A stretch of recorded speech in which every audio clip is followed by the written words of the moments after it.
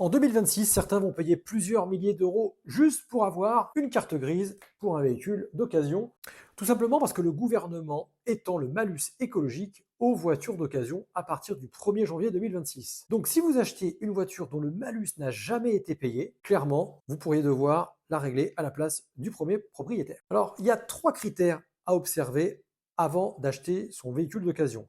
1. La première date d'immatriculation, c'est celle que vous allez trouver en règle générale ici. Ensuite, est-ce que le malus a déjà été payé ou pas? Si oui, ok, on est tranquille. Et enfin 3, le taux de CO2 et le poids du véhicule, parce que c'est ce qui détermine le montant. On va prendre un exemple concret, une Mégane Essence de 2020 qui n'a jamais été taxée. Ça peut représenter tout simplement environ 1000 euros de malus CO2.